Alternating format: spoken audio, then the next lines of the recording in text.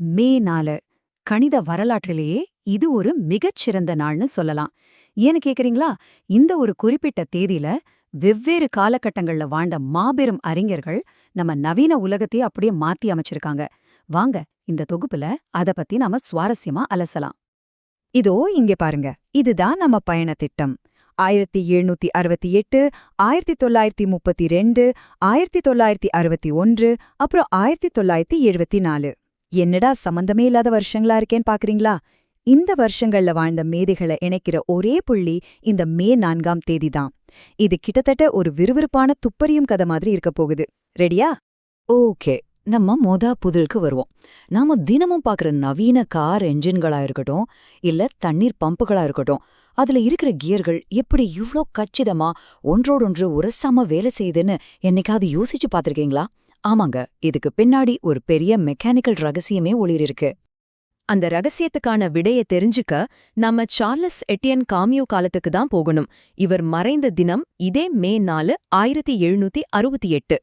இவருடைய மிகப்பெரிய சாதனை என்ன தெரியுமா? மெக்கானிக்ஸ் அப்புறம் மேப் உருவாக்குறதுல இவர் ஒரு பெரிய ஜீனியஸ். அந்த காலத்துல கிணறுகள்ல இருந்து தண்ணி எடுக்கிற பம்புகள் எப்படி வேலை செய்யணும்னு இவர் ஆராய்ச்சி பண்ணாரு. அது மட்டும் இல்லாம கியர்கள்னு சொல்றோம் இல்லையா, அந்த பற்கள் கொண்ட சக்கரங்கள் எப்படி துல்லியமா ஒன்னோட ஒன்னு பொருந்தணும் அப்படிங்கறத கணிதம் மூலமா ரொம்ப பெர்ஃபெக்ட்டா கண்டுபிடிச்சாரு. சுருக்கமா சொல்லணும்னா, நம்ம நவீன உலகத்தோட கியர்கள் எல்லாமே 18ஆம் நூற்றாண்டு கணிதத்துல தான் இன்னைக்கும் ஓடிக்கிட்டு இருக்கு. நினைச்சு பார்க்கவே ஆச்சரியமா இருக்குல்ல. இவரோட அந்த துல்லியமான கணக்கீடுகள் தான் இன்னைக்கு நம்ம மெஷின்கள் எவ்வித பிழையும் இல்லாம இயங்க முக்கிய காரணம். சரி, இப்போ மறுபடியும் அதே மே 4ஆம் தேதி. ஆனா அப்படியே ஒரு புது நூற்றாண்டுக்கு ஜம்ப் பண்ண போறோம். இங்க முற்றிலும் மாறுபட்ட ஒரு புதிரை நாம தீர்க்க வேண்டி இருக்கு. குவாண்டம் இயற்பியல் பத்தி கேள்விப்பட்டிருப்பீங்க. அதுல இருக்கிற ரொம்ப நுண்ணிய துகள்கள் ரொம்பவே குழப்பமா எந்த ஒரு சீரான வழியிலும் போகாம இஷ்டத்துக்கு நகரும். அது விஞ்ஞானிகள் எப்படி கணிக்கிறாங்க? சுத்தமா கணிக்கவே முடியாத இந்த மாதிரி விஷயங்கள்ல எப்படி விதிகளை கண்டுபிடிக்க முடியும்? இதுக்கான விடை அமெரிக்காவைச் சேர்ந்த ஜே. எட்வர்ட் நெல்சன் அப்படிங்கிற ஒரு மாபெரும் கணிதவியலாளர்கிட்ட இருக்கு. இவர் பிறந்ததும் இதே மே 4, 1932 தான். இவரோட சாதனைய ரொம்ப சிம்பிளா சொல்றேன் கேளுங்க.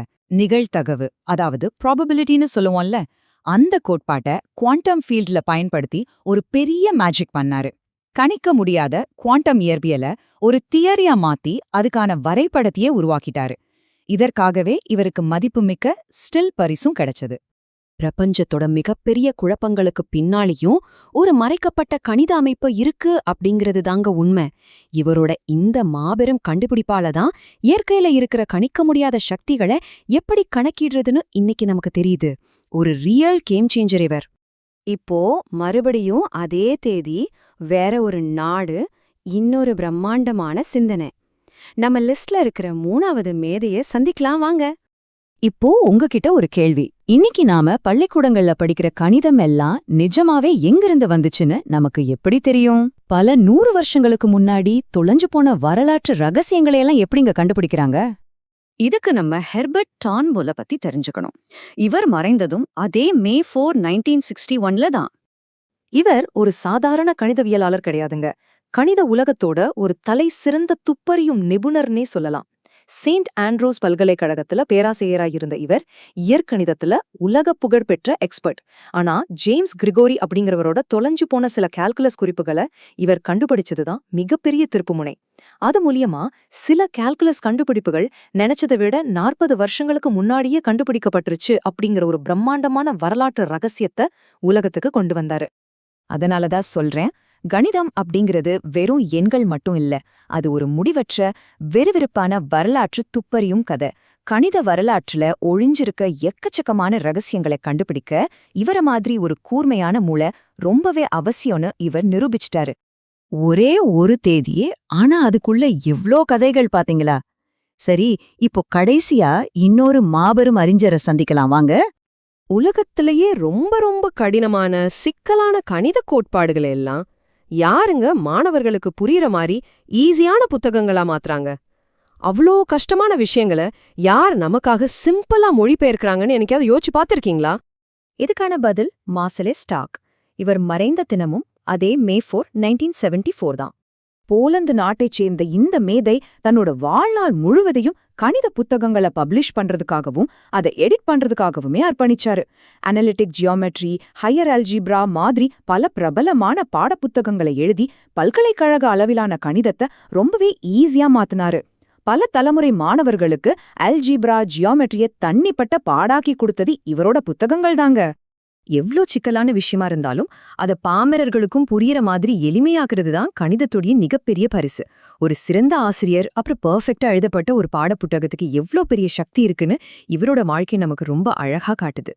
1768 அப்புறம் 1932, 1961 அப்புறம் 1974 இந்த 4 மாபெரும் அறிஞர்களும் பல நூற்றாண்டுகளை தாண்டி இந்த மே 4 அப்படிங்கிற ஒரே தேதியில இணைஞ்சிருக்காங்க. இவங்க எல்லாரும் வெவ்வேறு காலகட்டங்கள், வெவ்வேறு நாடுகள்னு இருந்தாலும் இவங்க இணைக்கிற ஒரு பொதுவான விஷயம் என்ன தெரியுமா? மிகப்பெரிய குழப்பங்களுக்கு நடுவுலையும் ஒரு ஒழுங்கமைப்ப, அதாவது ஒரு பேட்டர்னை தேடி கண்டுபிடிச்சதும். சோ இப்ப நான் உங்ககிட்ட கேக்குற ஃபைனல் கேள்வி இதுதான். நீங்க கண்டுபிடிக்கிறதுக்காக இன்னைக்கு என்னென்ன ரகசியங்கள் காத்துக்கிட்டு இருக்கு? இன்னையிலிருந்து உங்களை சுத்த நடக்கிற விஷயங்களை கொஞ்சம் கணித கண்களோடு பாருங்க. யார் கண்டது? ஒருவேளை நீங்க கூட புதுசா ஒரு ரகசியத்தை கண்டுபிடிக்கலாம். சரி, இந்த தொகுப்பு உங்களுக்கு ரொம்ப சுவாரஸ்யமா இருந்திருக்கும்னு நம்புறேன். அடுத்த தொகுப்புல